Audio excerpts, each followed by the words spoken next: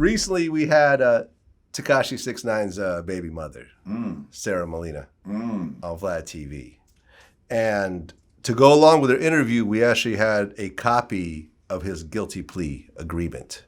And we had her read it on camera.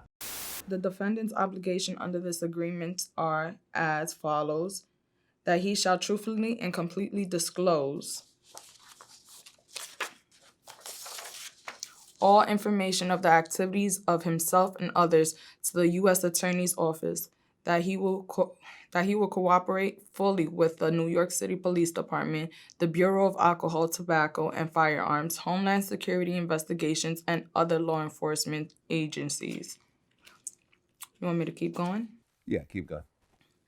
That he shall attend all meetings of the office, that he shall provide to the office upon request any document that shall truthfully testify before the grand jury or at any trial, that he shall bring the office's attention all crimes which he has committed, and that he shall commit no further crimes. Okay, and read the next paragraph, and that'll be it.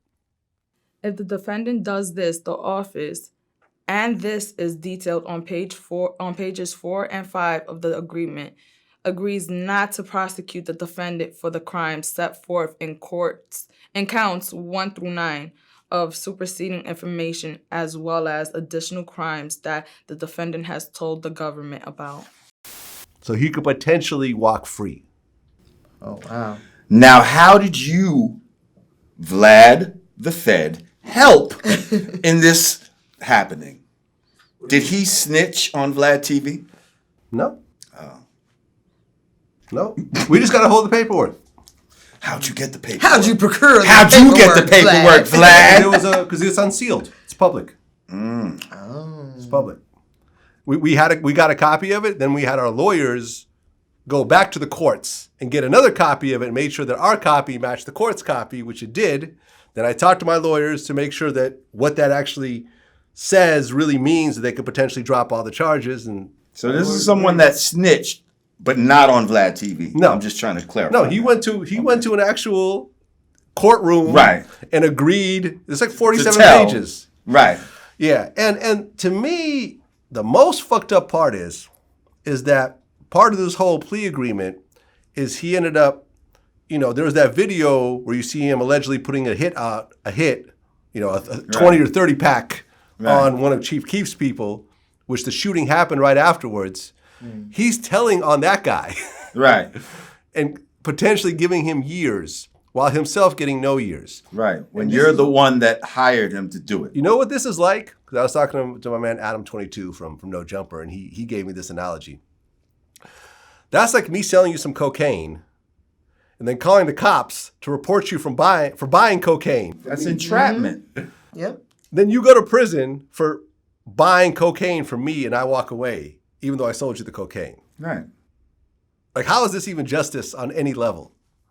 Yeah, that's crazy. Well, I mean, who said we live in a just society? Yeah. You see?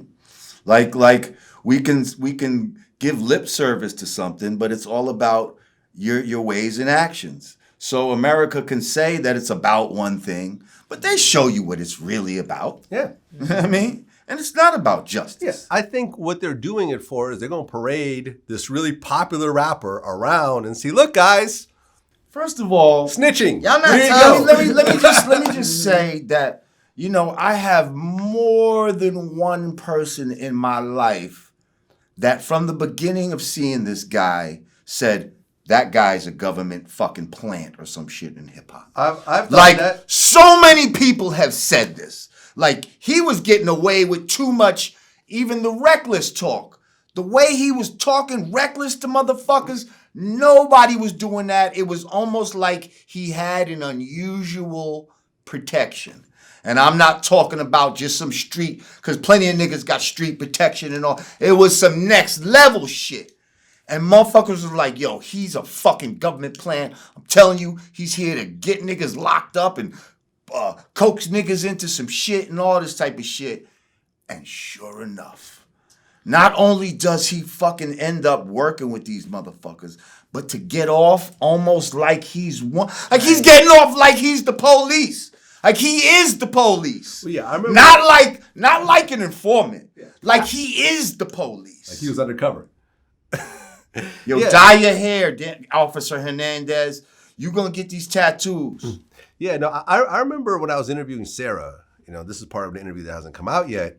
And I said, Sarah's the baby mom. the baby mama, right. Like I said, he's trying to portray himself as a victim, like being used by all these, 9 Trey Bloods. And she said, well, kind of look like he used them. Yeah. Because look, they're all about to get 20, 30 years, and he's going to walk away. So who really was doing the using? I think they used each other. Absolutely. I think they used each other. I think they saw Tekashi as a cash cow. Yeah. And Which he was. And he saw them as protection. And he saw them credibility. as clout. Mm-hmm. And, I thought it was weird that they would bring him so close to the infrastructure of like their real shit. Like if he's some, he's some rapper kid out here, Yeah, it's a weirdo that wears dresses. Basically, that was him before clicking up with them. You know what I'm saying? Like if I'm really like in the streets like that, like I'm not gonna make him privy to like, our core infrastructure. Until y'all start making more money, you see, and now you're trying to give him things to make him feel good and make him feel like he's privileged to even be around certain shit. You see, that's when they started letting him into shit. I mean, if you really think about it, a very similar thing happened at Death Row. Here you have 6ix9ine, who was not a gang member at all. Two-parent home, Right. Went to college, played professional football, but then he took all these Bloods, all these, and I interviewed Mob James, who was the main guy that brought all the Mob Piru guys into Death Row. Right. Took them all, gave them all some money, whatever else, and at the end of the day, 11 of them killed each other over some money, including Mob James' brother, Buntry, was killed. They're all killed by fellow Bloods arguing over money. Everyone's still broke or dead or in prison, and no one got nothing at the end of the day. Right. You see what I'm saying? Yeah. And it was all just a fucking dream. It all was a all dream. a dream. And what's interesting is that, Shotty was always calling himself the new Death Row. Treyway, the new Death Row. And look what ultimately happened. The same thing that happened with Death Row happened with Treyway. It's just so much faster.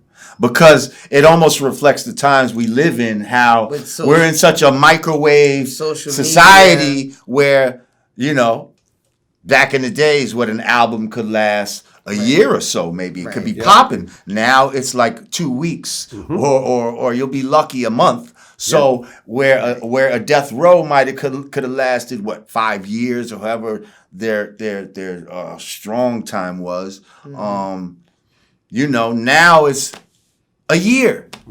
Now you got a year and your shit is over. So I'm going to ask both of you this question, but I want to start with Rob first. Can Tekashi tell on everybody, get out of prison next year, and then become a big-time rapper again in 2019? I don't think. I think if he, I don't think he can come out with the like. I don't think he can be that guy. But that's not the question. Could he be a big rapper? Maybe if he spins it properly. I just feel like the kids, the demographic, like they're so like to us, like OGs that have been around and like know how the streets really operate. Like no, he wouldn't he wouldn't stand a chance. But I think his demographic, the way they are now, like one little spin or one little, social media gimmick could probably turn it around for him. I mean, I'll be honest. I'm in New York right now. I was, in an Uber yesterday, and they were playing Hot 97, and Flex was spinning Tekashi featuring Tory Lanez. Like they're playing his record right now. Yeah, like I think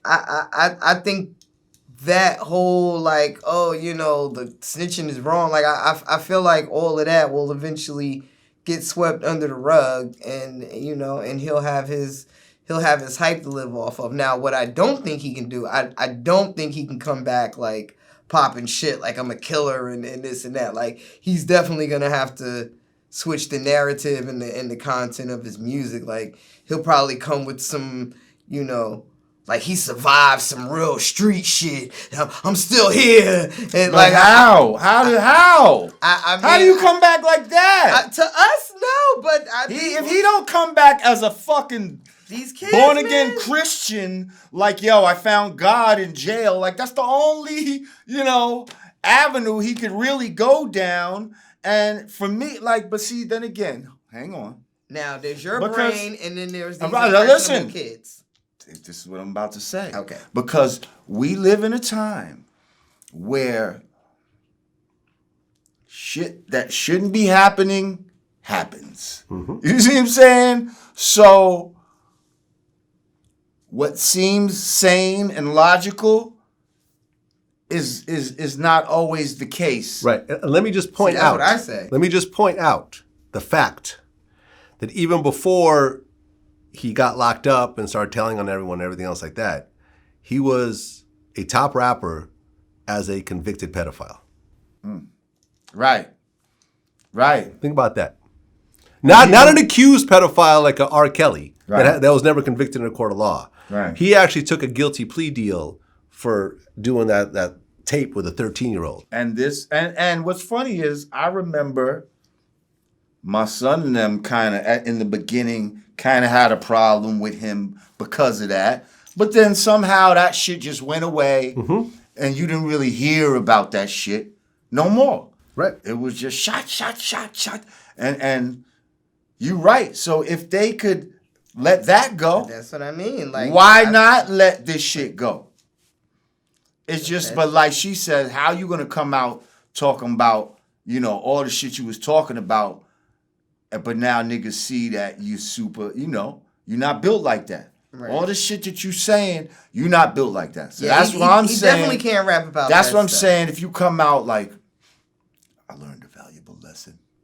I am Daniel Hernandez, Christian rapper. Like, you know what I mean? I don't even think he's gonna do that. Like, I really think he's gonna come out like, I survived some street shit. and Dollar bet. I'm go. telling you, he's gonna come out like I survived some street shit. Yeah. By telling on everybody. Hey, Punk ass probably gonna say that just because he saw this I'm fucking telling you. interview and he wants her to win this dollar. Okay, moving right along. they think I'm telling us the cops just yelling out. I'm telling you, he's gonna say some Wait. shit. So is he gonna still be screaming though? I think I'm telling, but the cops. Or is he gonna be? I think I'm telling, but the cops just yelling. You see? Like, does he have to change his delivery and all of that? Oh no, man.